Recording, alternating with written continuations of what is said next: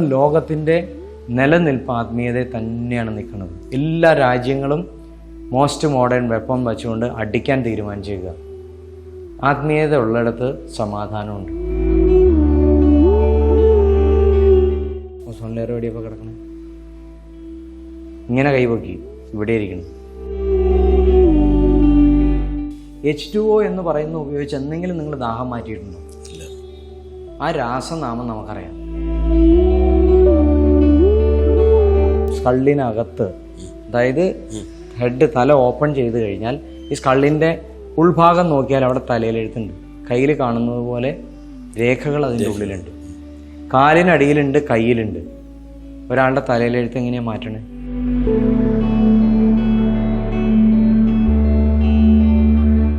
പക്ഷെ നമ്മൾ വിദേശത്ത് ചെല്ലുമ്പോൾ അവിടെ വെള്ളമില്ല.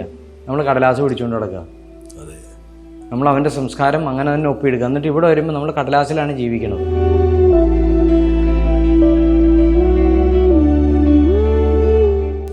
എൻ്റെ കയ്യിലിരിക്കുന്ന ബ്രഹ്മമാണ്. ഞാൻ പുസ്തക അറിവല്ല പറയണത്. അപ്പോൾ ജ്യോതിശാസ്ത്രം ഒരിക്കലും തെറ്റുപറ്റില്ല. നമ്മുടെ സൂര്യനും ചന്ദ്രനും ഇതിൻ്റെ ഉള്ളിലായിരിക്കുന്നത്. നമ്മുടെ നക്ഷത്രവും നമ്മുടെ ഉള്ളിൽ തന്നെ ഇരിക്കുന്നത്. ഈ ജ്യോതിഷികൾ, പല ജ്യോതിഷികൾ ഈ പറയുന്നത് പല പ്രവചനങ്ങളും വ്യത്യസ്തമാണ്. ഞാൻ കുറ്റം പറയുന്നത്. അപ്പോൾ ഈ സമൂഹത്തിൽ, ഈ സനാതന ധർമ്മം കൊണ്ടു നടക്കുന്ന നമ്മുടെ ഈ സമൂഹത്തിൽ പല ജ്യോതിഷികളും പറയുന്നത് പലതാണ്. ഒരാൾ തന്നെ ചെല്ലുമ്പോൾ ചിലപ്പോൾ അയാൾ നിങ്ങൾ ജീവിച്ചിരിപ്പുണ്ട്.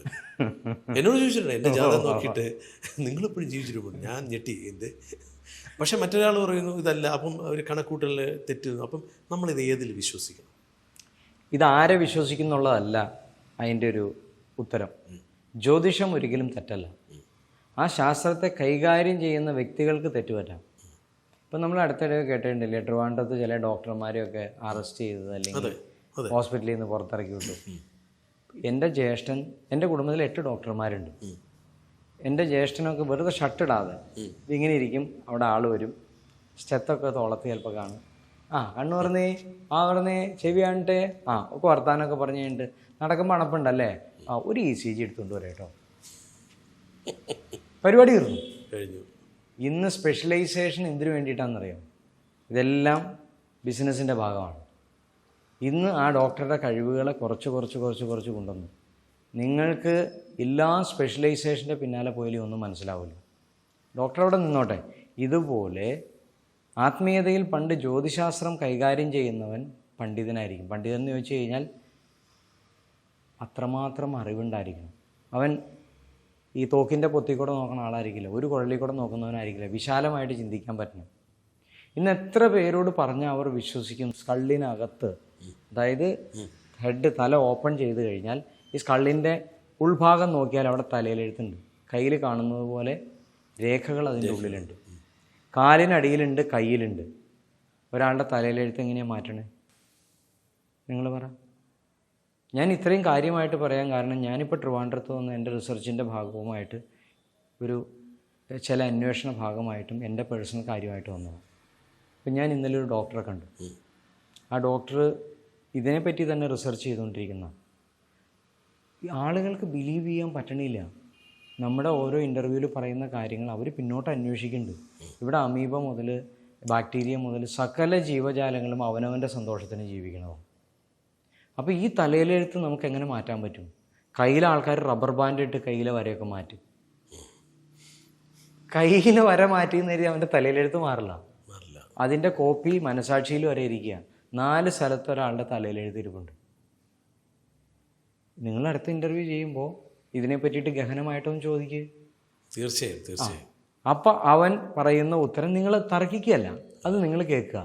എന്നിട്ട് അതിൽ നിന്ന് ഒക്കെപ്പാടെ സമാഹാരം എടുത്തിട്ട് എന്നോട് നിങ്ങൾ കടുകട്ടി ചോദ്യം ചോദിക്കുക. എൻ്റെ നടു കല്ലി ഓടിക്കുന്ന ചോദ്യം ചോദിക്കാവുള്ളൂ. അല്ലെങ്കിൽ നിങ്ങളുടെ പബ്ലിക്കിനോട് ചോദിക്കുക, ഈ ഗുരുജീനെ മുട്ടയിടിക്കാനുള്ള ചോദ്യം ചോദിക്കുന്നു. ഞാൻ തയ്യാറാണ്. ഇത് തർക്കത്തിനല്ല. എൻ്റെ കയ്യിലിരിക്കുന്ന ബ്രഹ്മമാണ്. ഞാൻ പുസ്തക അറിവല്ല പറയണത്. അപ്പോൾ ജ്യോതിശാസ്ത്രം ഒരിക്കലും തെറ്റുപറ്റില്ല. ഇപ്പം ഞാൻ നിങ്ങളുടെ ജാതകം നോക്കുകയാണെന്നുണ്ടെങ്കിൽ, നിങ്ങളുടെ ഭാര്യ, നിങ്ങൾ പറയാണ് എൻ്റെ ഭാര്യ ഭയങ്കര വഴക്കാളിയ പ്രശ്നമാണെന്ന്. നിങ്ങളുടെ ജാതകപ്രകാരത്തിൽ നോക്കുമ്പോൾ XYയുടെ സ്ഥാനം നിങ്ങൾക്ക് മോശമായിട്ട് നിൽക്കുകയാണ്, നിങ്ങൾക്ക് ഭാര്യ ജീവിതം പറഞ്ഞിട്ടില്ല എന്നുണ്ടെങ്കിൽ നിങ്ങളുടെ ഭാര്യ നിങ്ങളെ വിട്ടുപോയേ പറ്റുള്ളൂ. ഇനി നിങ്ങളുടെ ജാതകത്തിൽ നിങ്ങൾക്ക് നല്ല ദാമ്പത്യ ജീവിതം പറഞ്ഞിട്ടുണ്ട്, ഓക്കെ, നിങ്ങൾക്കുണ്ടാവുന്ന കുട്ടിക്ക് മാതാപിതാക്കളിൽ നിന്ന് സ്നേഹം ലഭിക്കില്ല എന്ന് പറഞ്ഞിട്ടുണ്ടെങ്കിൽ, അല്ലെങ്കിൽ അവരിൽ നിന്ന് വിരഹമുണ്ട്, അല്ലെങ്കിൽ മറ്റെന്തെങ്കിലും ഉണ്ട്, നിങ്ങൾക്ക് മരണം വരെ പറഞ്ഞിട്ടുണ്ടെങ്കിൽ അതിനെ മാറ്റി നിർത്താൻ ഭാര്യയ്ക്ക് വൈധവ്യമില്ലാന്നിരിക്കട്ടെ, അപ്പം നിങ്ങളെ മാറ്റി നിർത്തിയാലേ പറ്റുള്ളൂ. എങ്ങനെയെങ്കിലും ബാലൻസ് ചെയ്യണം പ്രപഞ്ചത്തിനല്ലേ. അപ്പം നിങ്ങളെ കൊല്ലാതെ മാറ്റി നിർത്തും. അത് സ്നേഹത്തോടെയുള്ള മാറ്റി നിർത്തലായിരിക്കും. അപ്പം നിങ്ങൾക്ക് ഭാര്യ ദുഃഖം അനുഭവിക്കേണ്ടി വരും. ഇങ്ങനെ ആരാ ജ്യോതിഷം നോക്കണമെന്ന് ആരും പറയുന്നില്ല. ഇനി മറ്റൊന്ന്, ഒരു കുട്ടി അകത്ത് ചെന്നാൽ, അതായത് വിത്ത് അകത്ത് ചെന്നാൽ അത് എങ്ങനെ രൂപപ്പെടുന്നുവെന്നും അത് എത്ര നാളുകൊണ്ട് ഒരു പൂർണ്ണ വളർച്ചയെത്തി പുറത്തു വരുന്നുവെന്നും അതിൽ എന്താണ് സംഭവിക്കുന്നതെന്നും നമ്മുടെ പഴയകാലത്തുള്ള സനാതനധർമ്മം, ഇന്ന് സനാതനധർമ്മം എന്ന് പറഞ്ഞാൽ ആൾക്കാർ ഓടിച്ചിട്ട് വരും. അപ്പോൾ സനാതനധർമ്മത്തിൽ കൃത്യമായിട്ട് പറയുന്നുണ്ട്. ഈ സനാതനധർമ്മത്തിൽ പറയുന്ന കാര്യങ്ങൾ ആർക്കും അറിയില്ല. പഞ്ചാംഗം എന്ന് പറയുന്ന ഒരു ഗ്രന്ഥത്തെ ബേസ് ചെയ്തിട്ടാണ് അവർ വർക്ക് ചെയ്യണത്. ഈ പഞ്ചാംഗത്തിൽ ആരാണോ ഉണ്ടാക്കിയിരിക്കുന്നത് അവൻ്റെ ബുദ്ധിയാണ് ഇവൻ ഉപയോഗിക്കുന്നത്. അവൻ്റെ ബുദ്ധിയും ഇവൻ്റെ ആ താൽക്കാലികമായിട്ടുള്ള ചെറിയ അറിവും വച്ചിട്ട് ഇവനൊരു കാൽക്കുലേഷൻ ഉണ്ടാക്കിയിട്ടാണ് പറഞ്ഞത്. എല്ലാവരും നല്ല പറഞ്ഞത്. നല്ല കഴിവുള്ള ജ്യോതിഷികളുണ്ട്. ചില ജ്യോതിഷികൾ കല്ലിടാൻ പറഞ്ഞു കഴിഞ്ഞാൽ അവൻ്റെ തലയിലെഴുത്ത് മാറും. കാരണം എങ്ങനെയാണ്? ഇത് ഞരമ്പുമായിട്ട് കണക്ട് ചെയ്ത് വെക്കുക. സൂര്യനും ചന്ദ്രനും ഇതിൻ്റെ ഉള്ളിലായിരിക്കണത്. വെളിയിലുണ്ട്. നമ്മുടെ സൂര്യനും ചന്ദ്രനും ഇതിൻ്റെ ഉള്ളിലായിരിക്കണത്. നമ്മുടെ നക്ഷത്രവും നമ്മുടെ ഉള്ളിൽ തന്നെ ഇരിക്കണത്. അപ്പം നമ്മളുടെ നക്ഷത്രങ്ങളുടെ സ്ഥാനം മാറ്റണത് എങ്ങനെയാണെന്ന് നമുക്കറിയില്ല. അപ്പം നമ്മൾ വേറൊരാളെ പോയി കാണുകയാണ്. നമ്മളെന്തിനാണ് ജീവിക്കണത്? തിന്നാനും ഉറങ്ങാനും വേണ്ടി മാത്രം. നമ്മൾ ബേസ് നമ്മൾ അറിഞ്ഞിരിക്കേണ്ടത്. ഇപ്പം നമ്മളെ പല്ല് തേക്കാൻ നമുക്കറിയാം, നമുക്ക് കുളിക്കാനറിയാം, നമുക്ക് ടോയ്ലറ്റിൽ പോയാൽ വാഷ് ചെയ്യേണ്ടത് എങ്ങനെയാണെന്നറിയാം. ഇതൊക്കെ നമ്മൾ പഠിച്ചിട്ടുള്ളതുകൊണ്ട് നമ്മളെ പറ്റിക്കാൻ പറ്റില്ല. പക്ഷെ നമ്മൾ വിദേശത്ത് ചെല്ലുമ്പോൾ അവിടെ വെള്ളമില്ല, നമ്മൾ കടലാസ് പിടിച്ചുകൊണ്ട് കിടക്കുക. നമ്മൾ അവൻ്റെ സംസ്കാരം അങ്ങനെ തന്നെ ഒപ്പിയെടുക്കുക. എന്നിട്ട് ഇവിടെ വരുമ്പോൾ നമ്മൾ കടലാസിലാണ് ജീവിക്കുന്നത്. നമുക്ക് നല്ലൊരു സംസ്കാരമുണ്ട്, എന്തിനത് മറന്നു കളയണേ? എന്നിട്ട് ഒരു വാട്ടർ സേവ് ചെയ്യാന്ന് അല്ല. അവിടെ വാട്ടർ സേവ് ചെയ്യണതല്ല, അവിടെ മലമൂത്രം വീണ്ടും പരിഷ്കരിച്ചിട്ട് നമുക്ക് കുടിക്കാൻ വെള്ളം തരികയാണ്.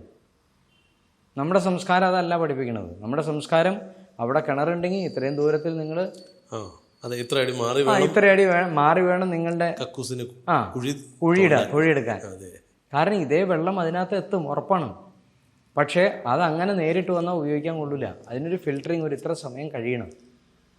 അപ്പം നമ്മുടെ സംസ്കാരം നമ്മളിൽ നിന്ന് അന്യമായി പോയതുകൊണ്ട് ആരെങ്കിലും പറയണം നമ്മൾ കേട്ടിട്ട് പോവുക. ഇന്ന് ആരുടെയും ജീവിതം സന്തോഷമല്ല. തീർച്ചയായിട്ടും. കാരണം നമ്മൾ ജ്യോതിഷം നോക്കുന്നുണ്ടോ, നാൾ നോക്കുന്നുണ്ടോ, അത് എഴുതി കൃത്യമാണെന്ന് ഒരാൾ പറയുന്നുണ്ടോ നന്നാവില്ല. കാര്യകാരണസഹിതം മനസ്സിലാക്കി അതിനുള്ള പരിഹാരം കണ്ടാൽ കറക്റ്റാണ്. ഇനി ഇതൊന്നുമില്ലെങ്കിലും എൻ്റെ മുന്നിൽ വന്ന് അവൻ്റെ പ്രശ്നം തീരും. തീർച്ചയായിട്ടും അത്ര ഒരു അറിവില്ലായ്മയാണ് മലയാളികൾ ഇന്ന് അനുഭവിച്ചുകൊണ്ടിരിക്കുന്നത്. പണ്ട് നമ്മൾ ഒരു മുറിവ് വന്നതിൽ കമ്മ്യൂണിസ്റ്റ് വെച്ച ഞെരടി വെച്ചാൽ 100% പ്രശ്നം തീരുമായിരുന്നു. പക്ഷെ ഇന്ന് ആ അറിവില്ല. അതുകൊണ്ട് ആൾക്കാരിങ്ങനെ അന്വേഷിച്ചടക്കും. അതെ, എൻ്റെ പ്രശ്നം ആരെടുത്ത് പറയാം, അവനിൽ തന്നെ അത് തീർക്കാമെന്നുള്ളതേ ഉള്ളൂ അല്ലേ? നമുക്ക് നമ്മുടെ പ്രശ്നം നമുക്ക് തന്നെ തീർക്കാൻ പറ്റും. ഈ നിങ്ങൾ എവിടെയെങ്കിലും ഈ പശുവും പട്ടിയും ആടൊക്കെ ഹോസ്പിറ്റലിൽ പോകണുണ്ടായിരുന്നു? അല്ല, ഇപ്പോൾ മോഡേൺ അല്ല, അത് വേറെ. ഞാൻ പറഞ്ഞ സാധാരണ വേണ്ട, കാട്ടിലേക്ക് നിങ്ങൾ നോക്ക്. മനുഷ്യനെ എത്രമാത്രം ഇൻഫ്ലുവൻസ് ചെയ്യണത്. നിങ്ങളുടെ നിങ്ങൾക്ക് പറമ്പില്ലേ, അവിടെ പുളി മാവൊക്കെ അടുത്തടുത്ത് നിൽപ്പുണ്ടാവില്ലേ? ഈ മാവ് എന്തെങ്കിലും പുളിയുടെ സ്വഭാവം എടുക്കാറുണ്ടോ? ഇല്ല. പുളി മാവിൻ്റെ സ്വഭാവം എടുക്കില്ല. തുളസിയുടെ അടുത്ത് കൊണ്ടുപോയി കാട്ടപ്പ വെച്ചാലും കാട്ടപ്പയ്ക്ക് ഒരിക്കലും തുളസിയുടെ ഗുണം വരില്ല. ഒരിക്കലും പൂജയ്ക്ക് കാട്ടപ്പീനെ എടുക്കാറുമില്ല. നല്ല ഒന്നാന്തരം എടുക്കാൻ പയ്യനെ ഒരു വൃത്തികെട്ടവൻ്റെ കൂടെ ഞാൻ പറഞ്ഞു വിട്ടു. 2-ാം ദിവസം അവൻ വൃത്തികെട്ടവനായില്ലെങ്കിൽ എന്നെ വിളിച്ചു. നിങ്ങൾ വേറൊരു കാര്യം ചെയ്യും, ഒരു ചീത്ത എടുത്തിന് നല്ലവൻ്റെ കൂടെ വിട്ടോ. നല്ലവൻ ചീത്തയാവും, അല്ലാണ്ട് ഇവൻ നന്നാവില്ല. നല്ലവൻ ചീത്തയാവല്ലാണ്ട് ചീത്തവും നല്ലതാവില്ല. കാരണം എന്താ? ഒഴുക്ക് അങ്ങനെയാണ് കിടക്കണത്. ഈ പ്രപഞ്ചത്തിൽ ഒരു ജീവജാലങ്ങൾക്ക് മാറ്റം വന്നിട്ടില്ല. മനുഷ്യനും മനുഷ്യനോട് ചേർന്ന് നിൽക്കുന്ന ജീവജാലങ്ങൾക്ക് മാത്രമേ ചീത്തയാവാൻ പറ്റിയിട്ടുള്ളൂ. ഈ മാറ്റത്തിൻ്റെ കാര്യം പറഞ്ഞിട്ട് മറ്റൊരു ചോദ്യമാണ്. അറിയാൻ വേണ്ടിയിട്ടാണ് ഇതെല്ലാം ചോദിക്കുന്നത് കേട്ടോ. ഈ AI ടെക്നോളജി ഇപ്പം മാറ്റത്തിൻ്റെ വലിയ കൊടുമുടിയിലെത്തി നമ്മൾ എല്ലാം ഇനിയിപ്പോൾ നമ്മൾ നേടാൻ പോകുന്നു എന്ന് പറയുന്നുണ്ട്. ഈ AI ടെക്നോളജിയും ആത്മീയതയും. എനിക്ക് ചോദ്യം ക്ലിയറായി, എങ്കിലും മുഴുവൻ പൂർത്തിയാക്കും. ഓഡിയൻസിന് വേണ്ടി ചോദ്യം വേണമല്ലോ. അല്ല എന്നാലും ഇത് ഈ സ്പൂണ് വെച്ച് കൊടുക്കേണ്ട കാര്യമില്ലെന്ന് എനിക്കും തോന്നി. AI ടെക്നോളജിയും ഈ പറഞ്ഞ അങ്ങേ ഒരു 10-15,000 വർഷം പിന്നോട്ട് ഒന്ന് കൊണ്ടുപോകാം. കണ്ണടയ്ക്കണ്ട, ഞാൻ പറയുന്ന ലോകത്തേക്കൊന്ന് പോവാം. നമ്മുടെ പൂർവികർ, അതായത് ഗുരുക്കന്മാർ, ദൈവങ്ങൾ, ഇവരൊക്കെ ഇവിടെ ഉണ്ടായിരുന്നവരാണ്. എന്താ ഇവിടുന്ന് പോകാൻ കാരണം?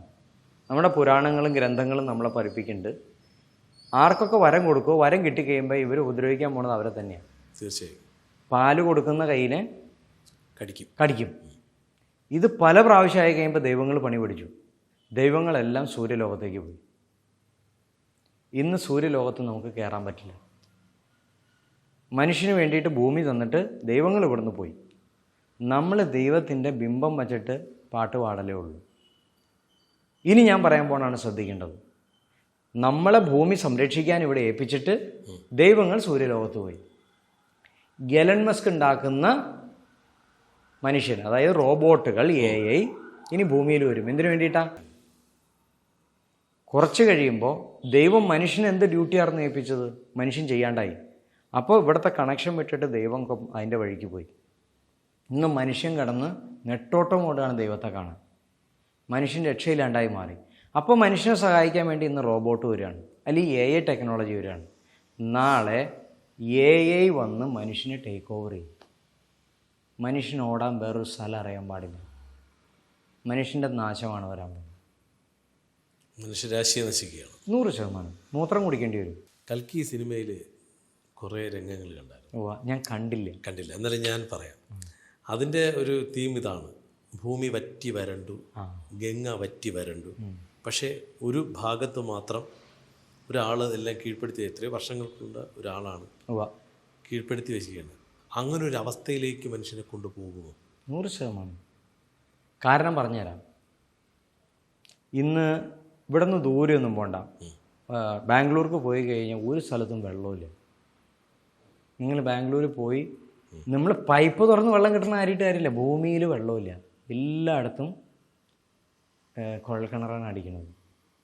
ഒരു 10-15 കുഴൽക്കിണർ അടിച്ചു കഴിഞ്ഞാൽ എവിടെയെങ്കിലും ഒരു സ്ഥലത്ത് വെള്ളം കിട്ടിയാൽ കിട്ടി. ആ വെള്ളത്തിനൊന്നും നമ്മുടെ ഇവിടുത്തെ വെള്ളത്തിൻ്റെ രുചിയില്ല, ഗുണമില്ല. ഇങ്ങനെ ഓരോന്നായിട്ട് നശിച്ചുകൊണ്ടിരിക്കുക. കാരണം എന്താ? ഗ്ലോബൽ വാർമിംഗ് എന്ന് പറയും. ഈ ഗ്ലോബൽ വാർമിംഗ് എവിടെയാണ് ഉണ്ടാവുന്നത്? നമ്മുടെ മൈൻഡ് പൊല്യൂട്ട് ആവുന്നതുകൊണ്ടാണ്. മനസ്സിന് 7 തലമുണ്ട്. Conscious mind, subconscious mind, unconscious mind, super conscious mind, cosmic level, ozone layer. Ozone layer എവിടെയപ്പോൾ കിടക്കുന്നത്? ഇങ്ങനെ കൈവക്കി ഇവിടെ ഇരിക്കണം. ഞാൻ ഓസോൺ അവിടെയാണ് ഉദ്ദേശിച്ചത്. നമ്മളിൽ വിള്ളൽ സംഭവിച്ചു, ആ വിള്ളൽ അവിടെ ഉണ്ടാവും. നമ്മളിലാണ് പ്രശ്നം. ഓരോ ഇൻഡിവിജ്വൽ, കുഞ്ഞുണ്ണി മാഷ് പറഞ്ഞ ഒരൊറ്റ സെൻറ്റൻസ് മനസ്സിൽ വെച്ചാൽ മതി, നന്നായി. ലോകം മുഴുവൻ നന്നാവാൻ ഞാനൊരു ചെറിയ കാര്യം അതിൽ പറയാം. സ്വയം നന്നായാൽ മതി. വെള്ളമില്ലാത്ത കാലത്തിന് വിദൂരമല്ല. നമ്മളൊന്ന് ആലോചിച്ച് നോക്കുക. ചന്ദ്രനിൽ ഇപ്പോൾ നടക്കണം എന്താ? എന്തോ കണ്ടുപിടിക്കാൻ വേണ്ടി പോവാ അല്ലേ? ചന്ദ്രനിൽ ദൈവങ്ങളെ പൂജിച്ചിരുന്ന ഗുരുക്കന്മാരുണ്ടായിരുന്നു. ഈ പറയുന്ന എല്ലാ ഗ്രഹങ്ങളിലും നമ്മുടെ ഗുരുക്കന്മാർ പോയിട്ടുണ്ട്. അല്ലെങ്കിൽ പിന്നെ ഈ ബൃഹസ്പതിയെ പറ്റിയിട്ടും ഈ ജ്യോതിശാസ്ത്രത്തിൽ ഇത്ര വിശദമായിട്ട് അവർക്ക് എഴുതാൻ പറ്റിയെങ്ങനെയാണ്? ഇനി ഗുരുക്കന്മാരെ വിട്ടു, ഞാൻ പോയിട്ടുണ്ടല്ലോ. പിന്നെ ഞാൻ ഗുരുക്കന്മാർ പോയിട്ടുണ്ടെന്ന് മാത്രം പറയണത് എന്തിനാ? എനിക്കറിയാവുന്നതിന് ഒരാൾക്ക് ഇല്ലയെന്ന് പറയാൻ പറ്റില്ലല്ലോ. ഞാൻ ജീവിച്ചിരിക്കുന്ന ഒരാളാണ്. ഞാൻ പോയിട്ടുള്ള കാര്യമാണ് പറയണത്. ഞാൻ ഈ പ്രപഞ്ചത്തിൽ ഇനി ഒന്നും കാണാൻ എനിക്ക് ബാക്കിയില്ല. അത് അനുഭവിക്കാനുള്ള ഭാഗ്യം കിട്ടി. ഒരു കഥ പറഞ്ഞ് മനുഷ്യനെ പറ്റിക്കാനല്ല, ഞാൻ സിമ്പിളായിട്ട് തന്നെ ജീവിക്കുക. ഞാൻ റിസർച്ച് ചെയ്തുകൊണ്ടിരിക്കുക. എന്തിനു വേണ്ടിയിട്ടാണ്? എനിക്ക് വേണ്ടിയിട്ടല്ല, വരും തലമുറയ്ക്ക് ഇതിനെ മനസ്സിലാക്കി കൊടുക്കാൻ. നമ്മുടെ ശുഷ്ക ബുദ്ധി എവിടെയാണ് കിടക്കണമെന്ന് അറിയോ? H2O എന്ന് പറയുന്ന ഉപയോഗിച്ച് എന്തെങ്കിലും നിങ്ങൾ ദാഹം മാറ്റിയിട്ടുണ്ടോ? ആ രാസനാമം നമുക്കറിയാം. അതിനെ നമ്മൾ പൊക്കി പിടിക്കാൻ ഒരു വിഷമവുമില്ല. ഓരോരുത്തർ ഓരോ ഉദ്ദേശ ലക്ഷ്യം വച്ചിട്ടാണ് ഓരോന്ന് പുറത്തേക്ക് കൊണ്ടുവരുന്നത്. നമുക്കൊരു ഉദ്ദേശ ലക്ഷ്യമില്ല. നമ്മുടെ ഋഷി പരമ്പരയ്ക്കും ഒരു ഉദ്ദേശ ലക്ഷ്യം ഉണ്ടായിരുന്നില്ല. അവരൊരു കാര്യത്തിന് പേറ്റൻസി എടുത്തിട്ടില്ല. അവരെല്ലാം പ്രപഞ്ചത്തിന് ദാനമായി നൽകുക ചെയ്തത്. അവർ പറഞ്ഞിരിക്കുന്ന ഒരു കാര്യങ്ങളും നുണയല്ല. അവർ പറഞ്ഞിരിക്കുന്നതെല്ലാം ഇന്നും സത്യമാണ്.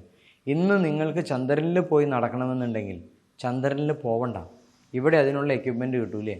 നമ്മളുടെ ബോഡിയിൽ ട്യൂണിങ്ങിന് ഒരു ചെറിയ മാറ്റം വരുത്തിയാൽ നമുക്ക് ചന്ദ്രനിൽ പോയി നടക്കാവോ ഇല്ലയോ എന്നുള്ള ഇവിടെ പ്രൂവ് ചെയ്തു തരാം.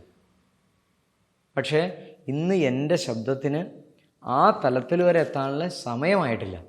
എനിക്ക് പവറില്ലാണ്ടല്ല, ഇതൊരു ഓർഗാനിക് ഗ്രോത്താണ്. എല്ലാത്തിനും ഒരു സമയമുണ്ട് ഇല്ലേ? തീർച്ചയായും. സൂര്യൻ അവിടെ നിന്ന് ഉദിച്ചു, അവിടെ എത്താൻ വേണ്ടിയിട്ട് ഇത്ര സമയം എടുക്കും. എനിക്ക് സമയമില്ലെന്ന് 2 മണി ആവണമെന്ന് പറഞ്ഞാൽ പെട്ടെന്ന് മാറ്റാൻ പറ്റില്ല. ഇത് പ്രപഞ്ചത്തിൻ്റെ താളത്തിനനുസരിച്ച് നടക്കുകയുള്ളൂ. അപ്പോൾ ഞാൻ ഭൂമിയിൽ വന്നു, എനിക്കെന്തൊക്കെയോ മനസ്സിലാക്കാൻ പറ്റി. എൻ്റെ പരീക്ഷണങ്ങളിലൂടെ, അതൊരു മായാലോകമാണ്, ഒരു മായാ സൃഷ്ടിയാണ്. ഒന്നില്ലാത്തതല്ല കണ്ടുപിടിക്കുന്നത്. സയൻസുമായിട്ടുള്ള കമ്പാരിസൺ നടത്തി ജനങ്ങൾക്ക് മുന്നിൽ വിടർത്തി കൊടുക്കുകയാണ്. ഒരു സിമ്പിൾ കാര്യം പറഞ്ഞുതരാം. ഒരു വെണ്ടയ്ക്ക എടുത്ത് നിങ്ങൾ മുറിക്കുക, അതിൻ്റെ മുഖഭാഗം, മുറിച്ച ഭാഗം നിങ്ങളൊന്ന് നോക്കുക. പെൻഡഗൺ നിങ്ങൾക്ക് അവിടെ കാണാൻ പറ്റും ഇല്ലേ?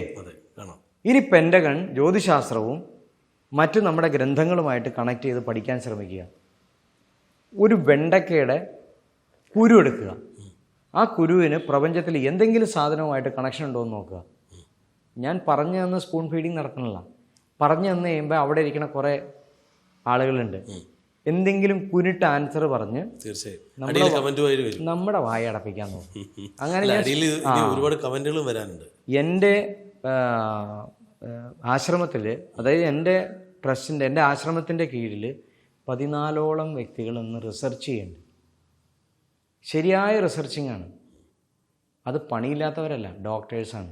റിസർച്ച് ഹോൾഡേഴ്സ് ആയിട്ടുള്ള ഡോക്ടേഴ്സും സയൻറ്റിസ്റ്റ് ആയിട്ടുള്ളവരും അല്ലാത്ത ഡോക്ടേഴ്സും ജൂനിയർ ഡോക്ടേഴ്സും ആയിട്ടുള്ള ആളുകളാണ്. അപ്പോൾ എന്താണ് അവർ ഇത്ര ഇൻട്രസ്റ്റ് കാണിച്ച് റിസർച്ച് ചെയ്യുന്നതിന് കാരണം? ഭാരതീയ സംസ്കാരത്തിൽ ആത്മീയത കള്ളമല്ല, ഇത് സത്യമാണെന്ന് പ്രൂവ് ചെയ്തേ പറ്റുള്ളൂ. കാരണം ലോകത്തിൻ്റെ നിലനിൽപ്പ് ആത്മീയതയെ തന്നെയാണ് നിൽക്കുന്നത്. എല്ലാ രാജ്യങ്ങളും മോസ്റ്റ് മോഡേൺ വെപ്പൺ വെച്ചുകൊണ്ട് അടിക്കാൻ തീരുമാനിച്ചേക്കുക. ആത്മീയത ഉള്ളിടത്ത് സമാധാനമുണ്ട്.